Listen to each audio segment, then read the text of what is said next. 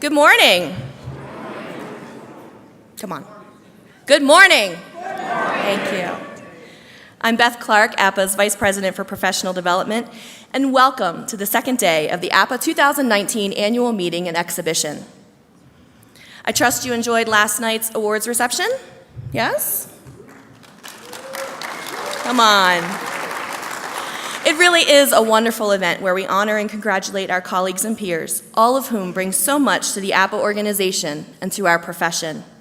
Whether it is our people or our best practices, or the work of our most accomplished educational facilities, institutions, it is APPA that sets the benchmark for excellence and leadership in our profession. When you return home from Denver, take a moment to reflect on how this event and other training programs are helping you make better decisions and address challenges at your institutions. Take, for example, the APPA Institute and Leadership Academy programs. Both programs are a must for any institution that is serious about professional development for its management team. Together, these two popular programs draw over 700 member professionals each year. This fall, our programming will be held the week of September 8th through the 12th in Nashville, Tennessee. Once again, we will be joined by our ASHRAE colleagues for special programming that will be held September 9th through the 11th. Registration is currently open on the APPA website at appa.org, so be sure to register yourselves and your staff and make your travel arrangements now because space is filling up quickly. Another quick information item, if you haven't already done so, please be sure to stop by the APPA Bookstore and Resource Center in the Hall of Resources. APPA staff are here to answer your questions about APPA's many products and services. At this time, I would like to open this morning's general session by inviting Steve Anson, Vice President of Marketing for Annixter Incorporated, one of APPA's business partners, as the sponsor for the session this morning. Steve? All veils are misty, streets are blue, almond looks. Good morning, everybody.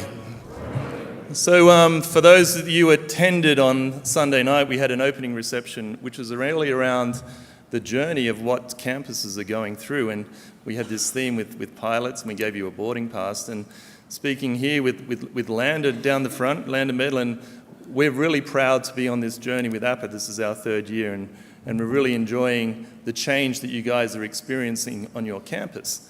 So we're going to provide you with some insights that confirm some of these changes based on a report that we commissioned with an organization called Navigant. Now, Navigant's a research company, and we found some interesting things from this report that we want to share with you this morning. So let's start, however, with the quiz that we gave you on Sunday night. We asked you guys to vote on what your campus technology priorities were.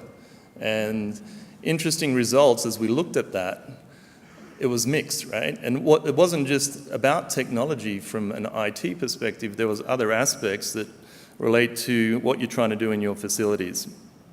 So with that note, and very important for this session, is we want to look at the why behind why would you want to build a smart campus. So we're going to start with a few little insights from the report that relate to that. So this was based on a survey, I think it was 500 respondees, and the interesting part of it is we spun it off for the commercial office space, and then we gave a version for higher education. So these results, when asked rating the importance of a smart building strategy, clearly everyone thinks it's important. At least 45% value the need to have a strategy, and that's probably a good place to start. That's the first insight. The second insight that came out of it was fascinating because the question related to, do you see a smart campus as a competitive differentiator? And the majority said yes.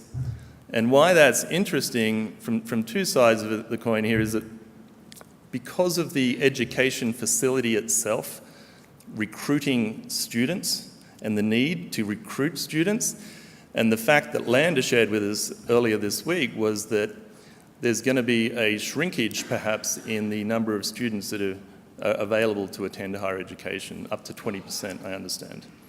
Because of that, it's going to make it a much more competitive environment, and a smart campus can help you on that journey.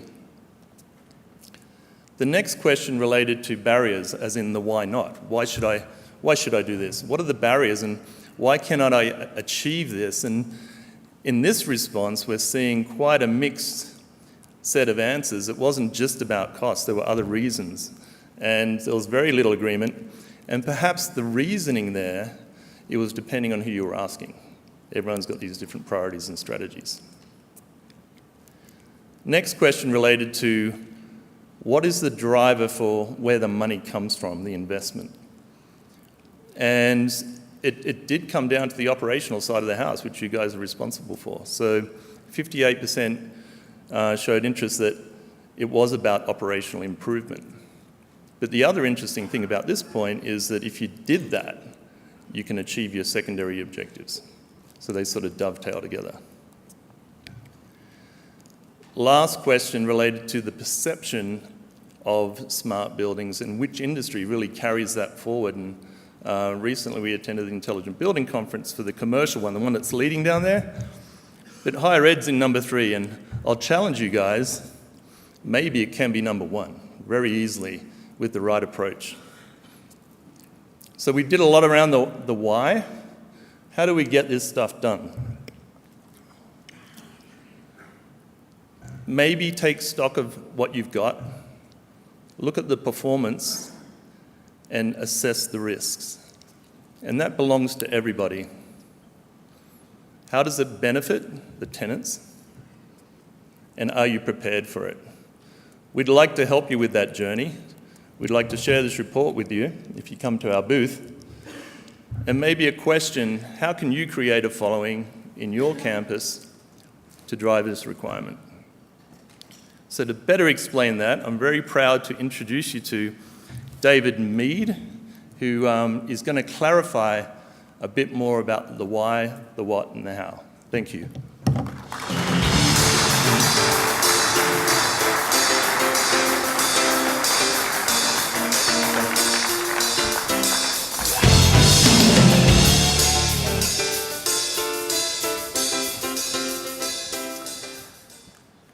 Should I say good morning again? You've already said it twice. Wow, you do laugh at jokes. All right. This is going to go well. I'd like you to think for a moment back to when you were a kid, a teenager perhaps. And I want you to think about what you wanted to be when you grew up. Because of the size of the room, I won't have you necessarily shout things out, but raise your hand if your answer is fighter pilot, nurse, teacher, veterinarian, astronaut, physician. All right, good. So those are some of the standard ones. I think my favorite one was bacon tester. Somebody's got to make sure it tastes good, right? Now, what I'd like you to think about is through the course of your working life. Again, this could be from teenager all the way up till today. I want you to think about your favorite job. What is the job that you loved? What is the one that you would have or maybe even did sacrifice to do? For how many of you is that answer to the second question the same as the answer to the first question? Like 5 of you. So there's a little bit of a disconnect there, right? Most of us don't get to grow up and be what we hoped to be when we were older. We didn't get to be astronauts. We didn't get to be physicians. We didn't get to be the nurse or the teacher, right? Some of us, a few of us get to do that, but for most of us, we don't. Like some people just end up being the night auditor at the Holiday Inn Express. And that's okay. Like my favorite job, other than what I do now, because that's just cheating, but my favorite job was working at a bagel shop when I was 18 years old. It was on Main Street in Salt Lake City, right next to the Salt Lake Tribune building when newspapers were still a thing. And every day at lunch, we would have lines out the door of people waiting to get their food. And it wasn't the work that I did. I mean, making a bagel sandwich is not necessarily the most engaging job I've ever had. But the reason that I loved it, the reason that I would have sacrificed for it, the reason that I stuck around after my shift was over to help or to hang out with the people that I worked with was because of the culture that we had. It's because of the leader of that team, the guy who owned the place, who treated us so well, who treated us like family. And back when I was 18, as pretty much wonder-bred, non-diverse as Salt Lake City was at the time, we had a pretty good mix of folks on our team. And whatever our background, whatever our beliefs, whatever our orientation, whatever our religion, whatever it was, we came together as a team, especially in these busy, stressful times, to help each other out, to be there for each other, to pick each other up when we fell down, and to help each other out when we were stressed out, right? So whatever that favorite job was for you, and again, I'd love to hear what some of these jobs were, but for the sake of the size of the room, we probably wouldn't be able to hear you. So my guess, after having done this little exercise with thousands of people, my guess is that that favorite job was your favorite, not because it was necessarily the job that brought you the most money. Maybe it was, but probably wasn't. It was probably because that job gave you some sense of meaning, some sense of fulfillment, something that you either were able to get out of it for yourself to make you better, or something that you were able to do for somebody else that made them better. This is what we naturally seek for as human beings. We are meaning-seeking machines. Without that meaning, if we don't have meaning and fulfillment in our work, the only thing we are left with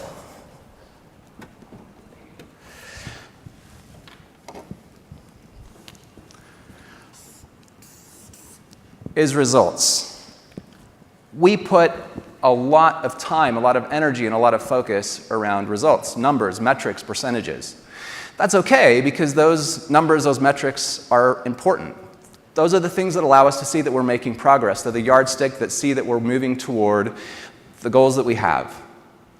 Individually, it's important to hit those results because often our jobs are dependent upon our being able to hit the goals and metrics and targets that have been set for us. As organizations, it's important to hit those numbers because that's how we keep the doors open. I get it. I'm not suggesting that we get rid of the results, that we get rid of the numbers. That would sort of be like taking a road trip and having no idea how far it is to our destination. That's just silly, right? We need to see those signs. Los Angeles, 350 miles. Los Angeles, 200 miles. Los Angeles, 50 miles. Like, we can tell that we're getting somewhere and it feels good. Those results are important. What I'm suggesting is that we often put an unbalanced amount of focus on our results, which means that the meaning, the fulfillment that we naturally seek for as human beings is down here, while we put that unbalanced amount of focus on the numbers, and it just doesn't feel like it's supposed to, right? Passion goes down, stress goes up. We start showing up to work because we have to, not because we want to. There's a quote, and I've heard it come from a few different places, so I can't tell you exactly where it's from, but it says something like, to say that an organization exists to make money is like saying that human beings exist to eat food. Like, yeah, the food is important. Yes, the money is important, of course. But there's more than that. It's simply the fuel to help us do something more, something bigger. When we put an unbalanced amount of focus on the results, we will naturally take the actions that are required in order to achieve those results. And when we fall a little bit short, when we don't quite achieve the result that we're hoping for, the natural tendency that we have is to change our actions. We try to do something differently, implement new skills, behavior, technology, learning, whatever it is, to try to achieve the result that we've been tasked to achieve. When we do actually achieve that result, what happens? Well, now we've got to go to the next thing, right? The number now has to get bigger, and now we go back to our actions to try to do the things that we think we need to do in order to achieve that new higher result. What happens if we're not careful is that we get stuck in what I call the hamster wheel of action and results. right? We show up to work every day, we have the checklist, we have the to-do list, we know what we need to do to achieve the result, but there's just something missing, right? Of course, the numbers are motivating in the short term, especially if our compensation is tied to those numbers in some way. But if that's all we're doing is hitting the goal and then going after the next goal, hitting that one, going after the next goal, hitting that one, eventually it just gets exhausting. This hamster wheel is a problem for a lot of people, and I would imagine that most of us in this room, whether at some point in our career, have felt like we are just stuck in this hamster wheel, right? We get up on Monday morning, we go through the week, it's kind of a blur, we can't wait for Friday, we get that pit in our stomach on Sunday night knowing we have to go back to the job we don't really want to do on Monday. We get stuck in this cycle. This is a problem for a lot of people. Gallup does a worldwide engagement study. They found that around the planet there are about 3 billion employed people.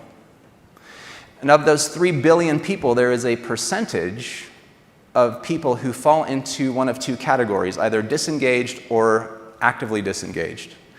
The disengaged folks are those who, when you ask them, how's work, they'll respond, it's fine.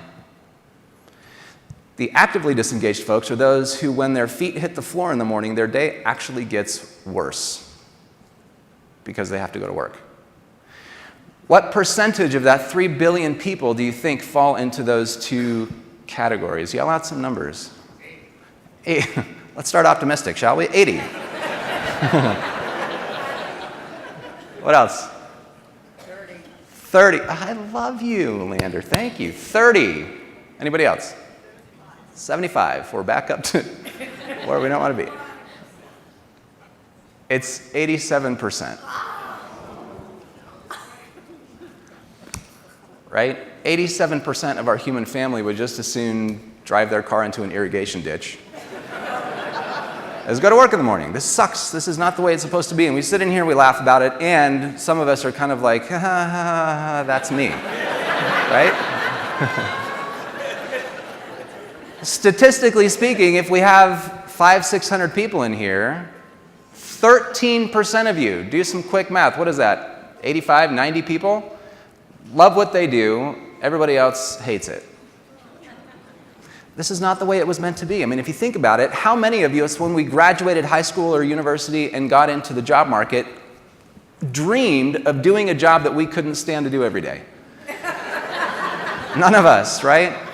Think about, again, when you were a kid, we grew up with the dream of doing something, even if it wasn't something glamorous. We at least wanted to do something that we thought would be enjoyable. Nobody wants to go to a job that they hate. So what happens? Where's that gap?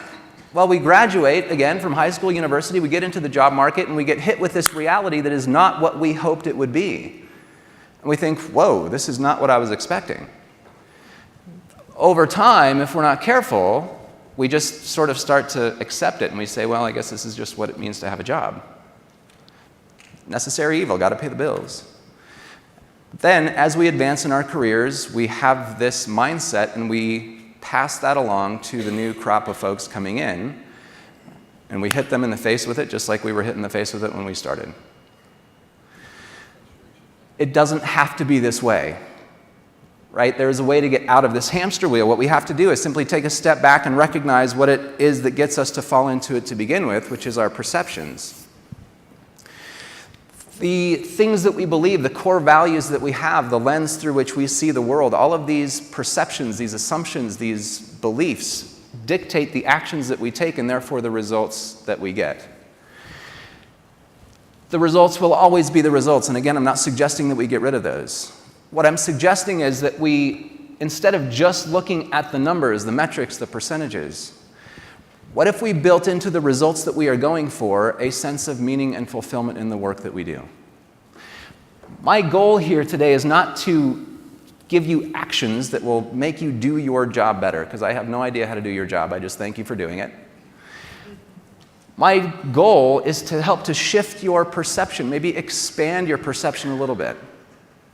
To take what you already have, what you already do, what you already know, and just to look at it from a slightly different angle. In the reality in which we live, where most organizations and most individuals are stuck in this hamster wheel, there are certain leaders and certain organizations that are doing things a little bit differently. These organizations, no matter their size, no matter their industry, all have a few things common among them. First, they have the capacity to truly inspire both those inside the organization and those outside the organization. Second, they command more loyalty, again, both inside and outside the organization. Third, they are more profitable over time, whatever that profit is, if it's money, if it's impact, whatever it is, they have more of that over time. And last, but very important, they are able to sustain all of these things year after year after year. And all of these organizations, all of these leaders, again, no matter where they operate, no matter their size, their industry, their country, all think, act, and communicate very similarly to each other. And it's just a little bit different than everybody else.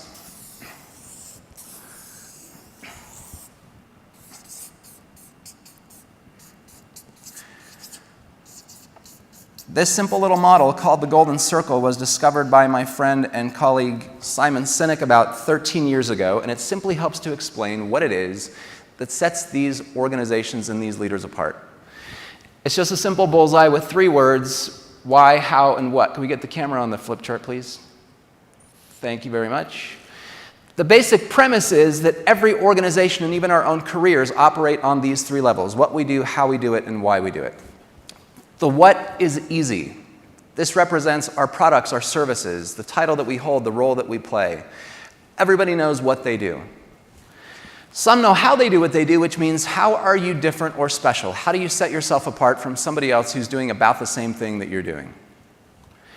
What we have found is that very few organizations and very few individuals understand, and more importantly, can clearly articulate and talk about why they do what they do. And by why, we don't mean growth. We don't mean making more money, selling more stuff, increasing market share, whatever those numbers and metrics are. Those are all results. By why, we mean what is your purpose? What is your belief? What do you stand for? What is the human reason you do the work that you do? Make no mistake, these organizations that are extremely successful, that are why-based, that start with their purpose, their cause, their belief, right? The Harley-Davidsons, the Patagonias, the Apples, the Southwest Airlines, name your companies, small and large, they all absolutely care about and measure their results. Of course they do. The difference is the relationship that they have with those results that they get. They see those things as the result, not as the goal. It's fuel. That's all it is, right? To make more money, to get more profit, to expand your market share, all of that stuff does. The purpose for all of that stuff is to help you live your cause, your purpose, your belief. That's what it's for. It's not the goal in and of itself. Most of us think, act, and communicate from the outside in. We tell people what we do, we tell them how we think we're different or special or better, and that's usually where we stop. But the inspired leaders and the inspired organizations do it backwards. They think, act, and communicate from the inside out. I'll give you a basic example just to illustrate how the Golden Circle works. I'll use Lego. We all know Lego. They happen to be the most profitable toy company on the planet. It's not an accident. Lego, by the way, lost all of their patents in the early 2000s, so anybody can make the Lego brick. And a couple of other companies have tried, and despite that, Lego is still on top despite being more expensive. Far more expensive. I have a 10-year-old. Let me tell you how far more expensive. It's so frustrating. I have bought that kid like 50,000 sets of Legos that are all now in pieces in a box, right? Which he still plays with. So let's assume for a second that Lego is like the rest of their competitors. They're just another toy company, and they think, act, and communicate from the outside in. A piece of marketing or a piece of communication for them might sound something like this. We make plastic building bricks. They're perfect for people of any age who love to play and be creative. Want to buy some? Nope, not really. Right? But this is normal. This is how companies talk to us. They tell us what they do. They tell us how they are differentiated from somebody else who's doing about the same thing. Then that's usually where they stop. right? And we see this all over the place. This is not just for product-based companies. This is service-based companies as well. Take most airlines that say things like, here's our airline, we've got the newest planes, the most nonstop flights, free entertainment, streaming to your own device, come fly our airline. It's fine, it's accurate, the information is right, but it's just not terribly compelling. It's not very inspiring, right? So this is how Lego actually does it. Again, they think, act, and communicate from the inside out. They start with their why, with what they stand for. They say things like, everything we do is to inspire and develop the builders of tomorrow. The way we do that is by encouraging people of every age to play and be creative. We just happen to make plastic building bricks. Want to buy some?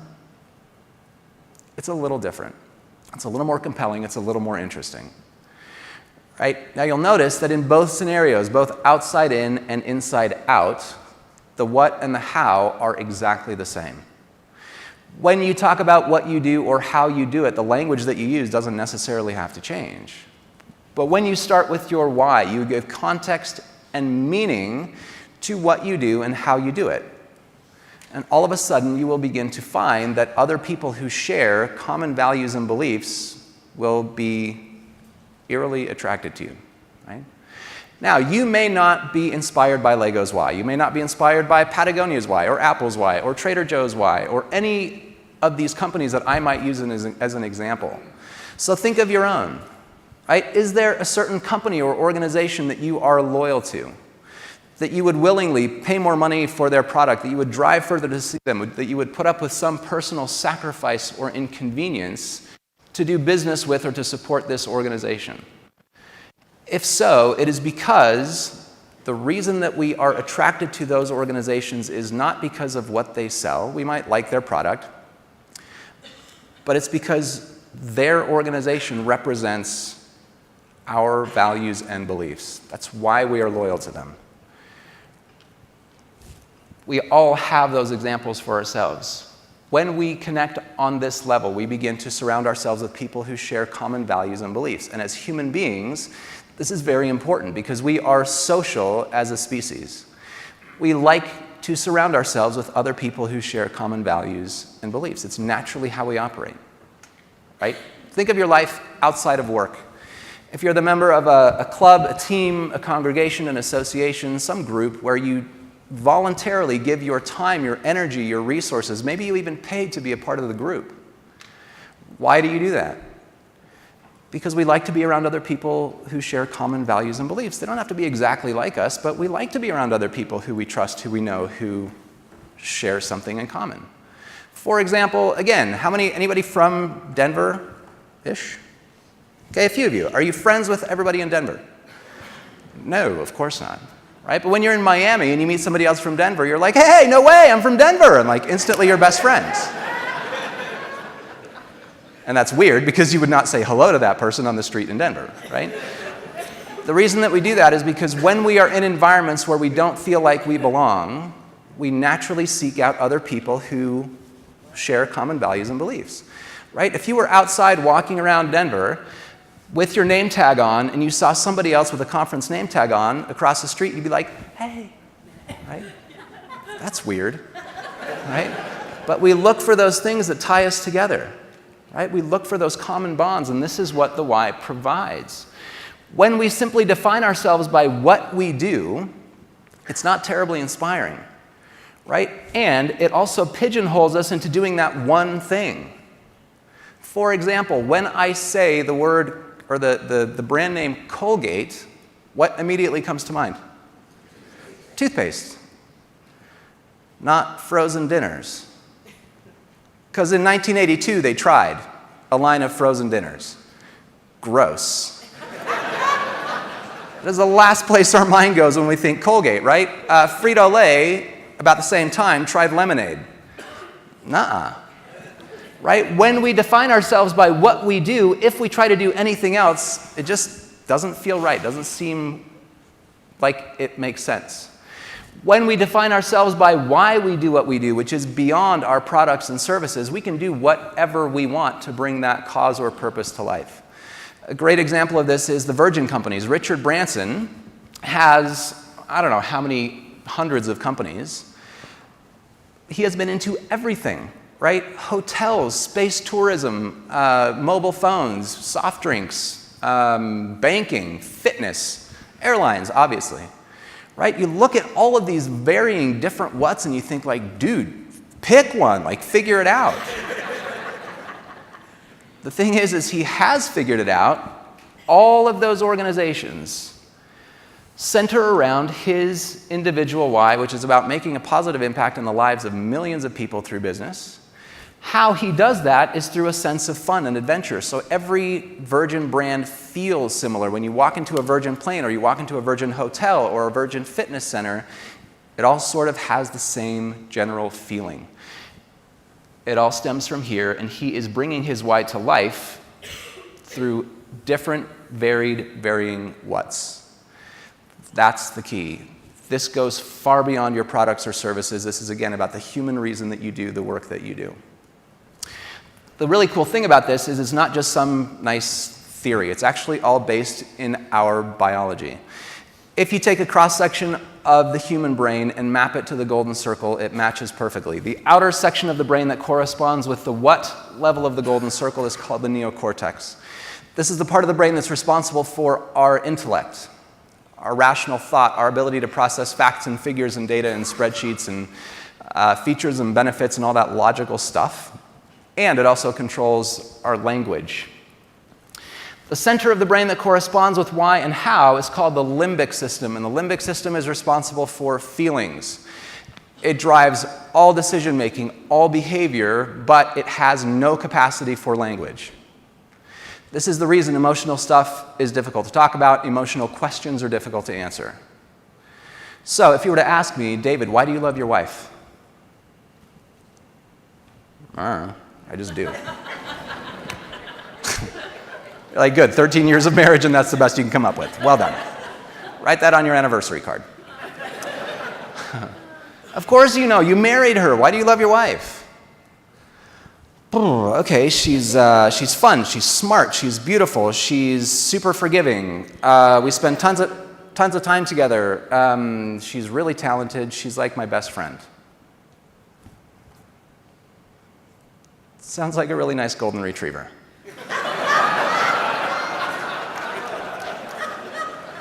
I just described anyone's spouse. Like anybody could say that about their spouse. You're like, dude, come on. Like, give me more than that. Oof, I don't know, man. Like I just told you. So I dig really deep because now I've exhausted that rational, thinky part of my brain that is responsible for the words to describe why I love my wife. And so I try to dig really deep and I say something super profound like, she completes me. Which is meaningless. I'm not half a person, right? The reason this is so difficult is because what I'm trying desperately to do is to take the feeling that I have for another human being and put it into words. The problem is the feeling comes from the part of the brain that controls the feeling but doesn't control the language. It's hard to express. Of course the feeling is there, but I'm not exactly sure how to talk about it. If you love your job, and I were to ask you, why do you love your job? You would probably say things like, oh, I love the people. I love the challenge that I get paid decently, and the benefits are good. You could get that at 14,000 other companies. It's more than that, right? The problem is we have a hard time putting it into words. The reason that most organizations and most individuals start with what is because that's easy. It's easy to talk about what we do, and we can tickle the limbic brain a little bit by talking about how we're different or special. But if that's where we stop, we really miss an opportunity. When we can talk about why we do what we do, when we can talk about what we stand for, what we believe in, the bigger picture for why we show up to work every day, that is where loyalty is built. That's where discretionary effort comes in. That's where we give more than we're asked to give. That's where we get more than we're asked, more than we ask of those who we lead. You can beat somebody over the head trying to get them to hit a number, and they'll do it for a while, but they'll probably burn out and quit. Or you can give somebody something inspiring to show up to work for, some bigger cause or purpose that, look, it's not going to make every day rosy, right? Just by saying the word why does not mean that roses will bloom beneath your feet and all of a sudden unicorns will be prancing through the campus. It's like that's not how it works. You're still going to have bad days. We're still going to have challenges. But when we get stuck in those weeds, when we get stuck in the rut, we have a leader, ideally, who is there to pull us up and to help us look at that big picture and say, hey, remember why we're all here? Like, yeah, this sucks. Let's all buckle down and get this done. But the bigger picture of this, why we're here, that's what we're doing. And that helps to reinvigorate, to bring life back into some of those tough days, right? In order for this to work, we have to be consistent in what we do and say with what we believe. This is what we call authenticity, and it's really, really important, right? We know how important authenticity is. We talk about it all the time. We know that people want to do business with the authentic company. We want to do business with the authentic salesperson. We want to make friends with people who are authentic and real. All that means is that the things you say and do, you actually believe. A great example of this is CVS Pharmacy. Right, in 2014, they decided to stop selling cigarettes and tobacco products. Their CEO came out in a statement and he said, this goes completely against our mission of helping people along their path to a healthy life, so we're not going to sell these products anymore. Wall Street went nuts, thought they were crazy, thought their stock price was going to plummet. It went down like less than $1, I think, for a couple of days, and then it popped right back up. Because the general population looks at a decision like that by an organization, and what do we think? Oh, man, good for them. Like, actually, a company who is really doing what they tell us that they believe in. Amazing, right? Here's the cool maybe unintended benefit that CVS got. This was a $2 billion a year business that they just swept right off the table, right? Kind of a big deal. What happened because they made that decision, however, is that other brands, vitamins, supplements, other health-conscious organizations, seeing what CVS believes in and how they follow through with what they believe in, now all of a sudden wanted to do business with CVS where they had not in the past because they had a problem with their selling cigarettes and tobacco products. So, I don't know what the numbers are, but at least a portion, if not all or more, of that $2 billion revenue was replaced by these other brands now coming in to sell their products at CVS because they share common values and beliefs. This is how it works. Here's the interesting part about the sort of the follow-on to this story is that Walgreens and Rite Aid, the other two big pharmacy chains, were approached after CVS made this decision and were asked, so what are you going to do? Walgreens came up with something really bold like, we're going to reduce the size and visibility of our tobacco displays.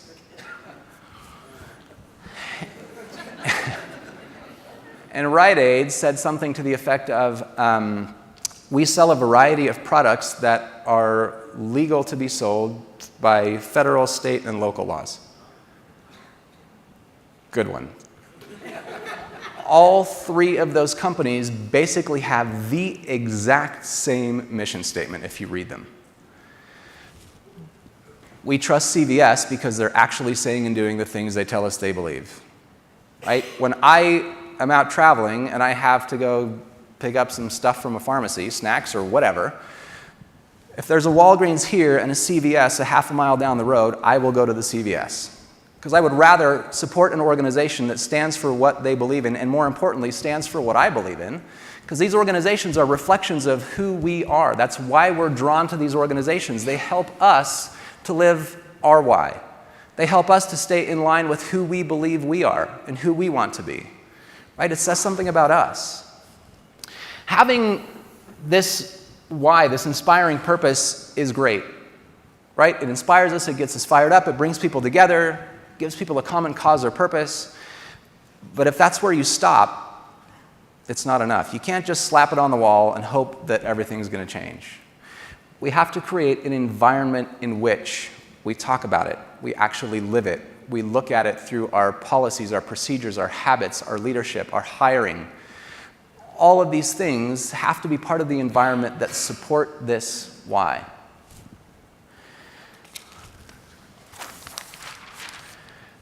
It requires that we build trust and cooperation within our teams because we cannot get to that common cause or purpose alone. As much as we, as leaders of our organizations, might want to do this, if we don't have the trust and cooperation of everybody that we work with, we're never going to get there. The question is, how do we build trust and cooperation?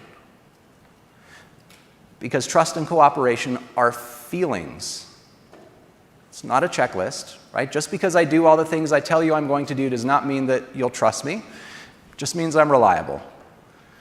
Cooperation is not an instruction. I can't tell people to cooperate. I can tell you to work together, but cooperation is different. It's more than that. Cooperation means that I can turn my back and know that work is still getting done. Right? Cooperation means that if I turn my back, you're not going to stab me in it. Right? These are feelings that we get at work, and it comes from the environment that we create. If you look at how we build trust and cooperation over time, from our beginnings as human beings, we were surrounded by all kinds of danger. Lack of food, lack of resources, bad weather, other people trying to kill us, whatever it was. We were surrounded by these constant threats and danger to our survival. As a social species, we came together to form groups, tribes, communities, places where we could feel safe, where we could work together to protect ourselves from the dangers on the outside and seize the opportunities. Nothing in our modern day has changed. Our organizations are still surrounded by all kinds of danger. Looks a little bit different now. Now it might be competition, government regulation, ups and downs of the economy, bad stock market, new technology that could render our business model useless overnight, whatever it is. Constant dangers and threats to our survival. There are also dangers inside our organizations. The difference between the internal and the external dangers are that the internal ones are variable. They are not constant. Which means that we, as leaders within our organizations, have something to do with them. We can eliminate those. These are anything that make people feel unsafe, make them feel like they don't belong, make them feel like somebody doesn't have their back, that they can't ask a question, that they can't make a mistake, that they can't ask for help. These circles of safety are what help us to feel trust and cooperation at work. And it is our responsibility as leaders to set the tone for that environment. I believe there is no such thing as a good person or a bad person. We simply respond to the environments we are in. You can take a good person and put them in a bad environment, and they're capable of doing bad things. At the same time, you can take somebody who, we won't call them a bad person, they've made some bad choices, right? Maybe society has given up on that person. You take them and you put them in a good environment, and they are capable of doing remarkable things. It's all about the environment. And as leaders, it is our responsibility to set the tone for that environment. When we get the environment wrong, and people don't feel safe, they don't feel like they belong, they don't feel like they can ask a question, they don't feel like they can say, you've given me an assignment and I'm not sure I've got the capability to do it, I need some help. I'm struggling at home and it's affecting my work. When people do not feel like they can show up and be who they truly are at work, the natural human response is fear, mistrust, paranoia, cynicism, and self-interest. We will then spend our time and energy protecting ourselves from each other, which makes us more susceptible to the dangers on the outside. When we get the environment right, and people do feel safe, they do feel like somebody has their back, that they are trusted, that they can ask a question, that they can ask for help, that they can go help somebody else without even asking. The natural human response is trust and cooperation. That's where it comes from. I like the unlikely examples, and so I'll use one. There's a manufacturing company based in St. Louis, Missouri called Barry Waymiller. They essentially make huge machines that are for like assembly line production, right? It's been around since the 1890s. It's grown by acquisition over time.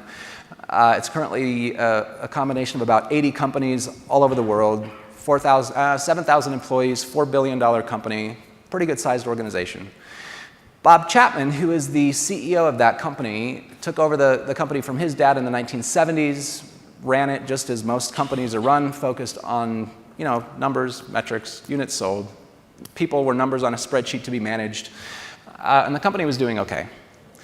In the 80s and 90s, Bob had a few experiences that really shifted his perception as to who his people are, why his organization exists, and really what his responsibility as a leader was.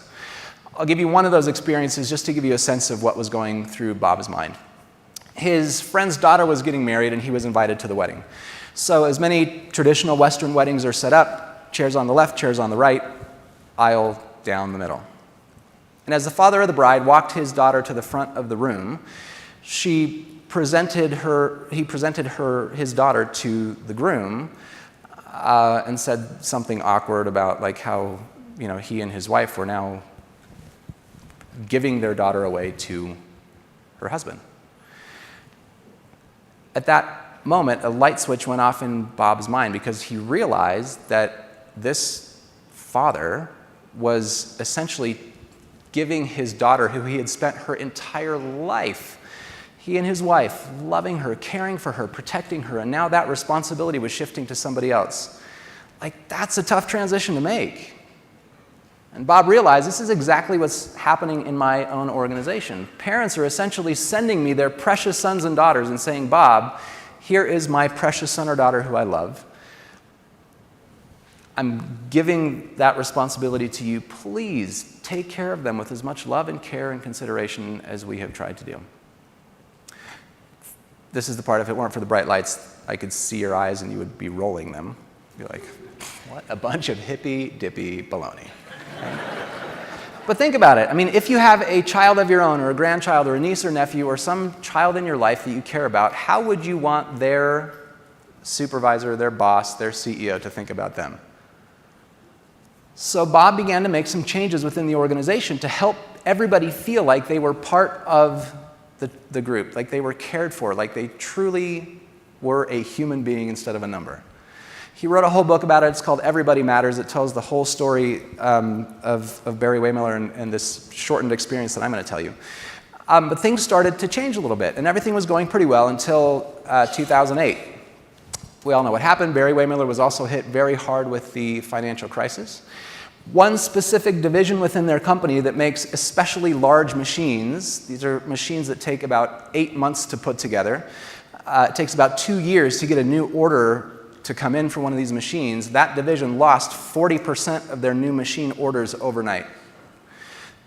Their customers called in and said, look, we've been hit by this thing. We can't afford the new machine. We're canceling our orders. We're just going to keep the machines we have and fix them. So all of a sudden, Barry Waymiller had a lot of people standing around with nothing to do and no pipeline of work coming in. So Bob approached his board and said, what do we do? And, of course, the very first answer that came out was, well, I guess we better lay a bunch of people off. Right? Now, what I'm going to tell you about the Barry Waymiller story here, I'm not suggesting is the right solution for everybody, but it was the right one for them. This is the one that they decided to make based on their convictions, based on what they stand for, based on their why. Bob said, hang on a second, these people are family. And if you think about it, when a family is struggling financially and they can't make the car payment for a few months, you don't put your arm around little Johnny and say, bud, we've had a good run, but I'm afraid we're going to have to let you go. This is not what a family does, right? A family bands together. We all take some sacrifice to try to work together to make it through this difficult time so that we can come out on the other side and be stronger for it. He said, I know it's all about money. How much money are we talking about that we have lost through these new machine orders? And the number was $10 million. And he said, okay, so what do we need to do as an organization to make up that $10 million? They came up with a couple of little initiatives. The one big thing that they decided would really put them over the top for that number was that everyone in the organization, from Bob down to the janitors, had to take 4 weeks unpaid time off.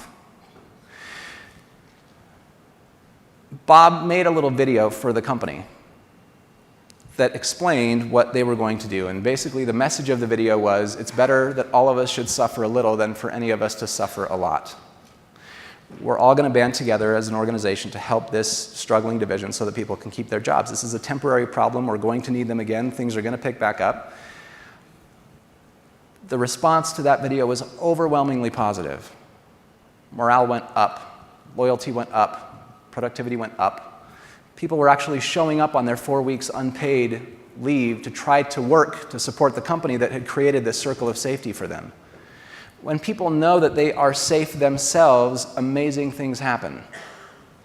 One thing that happened that was not part of the program, this was not asked of anybody, was that employees began to walk up to one another and say things like, I know you can't afford to take 4 weeks unpaid time off. You've got a brand new baby at home. We're in a different spot. We're okay. Let me take a couple of your weeks. You take 2. I'll take 6. When we feel safe, when we feel like somebody has our back, when we feel like somebody really cares for our own interest and we know that we're okay, we will naturally reach out and start helping other people. This is, as human beings, how we are biologically wired to operate. Cool outcome of this story, 2010, things picked up again, began to normalize. Barry-Wehmiller had its most profitable year ever. They have had record double-digit year-over-year growth ever since. Loyalty is through the roof. People love what they do. Touring, I'm not a like huge connoisseur of like shop floors, but when you tour a Barry-Wehmiller plant, it is unbelievable how these people interact, how you can tell that they love each other, that they care for each other. As a result, innovation goes up, right? Productivity goes up, safety goes up. All these things go up because we're remembering the human reason we show up to work. And it makes an enormous difference. When we start with why, when we begin to think, act, and communicate in this way and create organizations that have that circle of safety where people feel like we actually care about them as a human being and that we give them something inspiring to come to work for, it is incredible how much more they will give. Because when we are in an environment like that, we want to be at our best. We want to give back. If this feels overwhelming to you, it is. It takes a long time. This is not something that just changes overnight. This takes time. It's kind of like getting into shape, right? You decide you want to get in shape, so you go to the gym, you run on the treadmill for 45 minutes, you come home, you look in the mirror, and you see nothing. So you go the next day and you run for 45 more minutes. You come home and you look in the mirror and you see nothing. And this time it hurts. And so you think, well, this sucks, it doesn't work, I quit. And if that's the attitude you have with this, if you're expecting something to change in 2 weeks, it probably won't. It's about consistency and intensity, right? This is the intensity piece. This is where you come once, twice a year, you get fire hoses of information, you get all this stuff to take back with you. That's the intensity piece, and it has its place. But if you are not consistent with what you learn from here, even one small thing that you can take back and begin to implement consistently, it's not going to work. It's like brushing our teeth, right? You cannot have a healthy mouth by brushing your teeth for 14 hours straight and then not again for the rest of the year. You got to go to the dentist twice a year. That's the intensity piece. And then consistently, every morning, every night, 2 minutes, brush your teeth. It's the combination of those things that gives you a healthy mouth. It's the combination of the intensity and the consistency of this that allows you to create these environments, to have these results, to feel that meaning, that purpose, and that fulfillment that we all deserve. Think about this as well. You've probably all heard the analogy of if NASA were to send a rocket to the moon and they were off by just 1 degree. A mile out, they'd only be off by 92 feet. That's not a big deal. Right? By the time you get to the moon, they would be off 4,000 miles. We usually look at that in a negative sense of like, don't be 1 degree off in the wrong direction. I'm going to turn that into the positive. What if you did one thing today that changed your trajectory by 1 degree to the positive? What if you took one simple thought or idea from what you've learned at this conference and began to implement that one thing? Yep, it'll take some time to see that, but when you get far down the road, you will be miles away from where you would have been if you did nothing. This is something that every single person can do. Your leadership position has absolutely nothing to do with this. It's about being the leader you wish you had. It's about taking care of the person to your left, taking care of the person to your right, giving people something inspiring to work toward, being the leader that inspires, that gives people meaning, purpose, fulfillment, something to come to work for that's more than a number. It's a responsibility that all of us have, and it's what we naturally seek for. Why not give that not only to yourself, but to those that you lead? Thanks very much. Thank you. Thanks, everybody.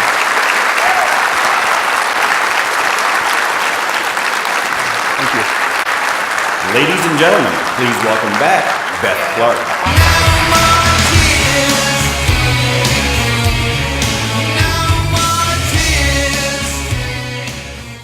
David, thank you so much for such a thought-provoking and engaging presentation. I have to say that changing your 1-degree trajectory and waiting for it to bear fruit sounds a whole lot like Ruth Ann's planting a seed and watching it grow. So some great synergy there with our speaker this morning. I'd also like to thank Steve from Annixter for the new twist to the opening of our general session, the quasi-TED Talk. I know I'm looking forward to stopping by your booth and picking up the white paper, and I encourage all of you to do that as well. As we head off to our first breakout sessions for the day, as a reminder, your feedback is critical to the success of future programming. So please be sure to complete your evaluations available at the end of each of our sessions from our room moderators. One housekeeping note, APPA board members, please stay in the room and make your way to the front once we disperse from the session for a full board group photo. Following this morning's session, I will see you after the breakout session. I will see you at 10:45 as we gather for our supportive business partners to see what they have to offer in the Hall of Resources and do some additional networking. And with that, have a great morning. Thank you.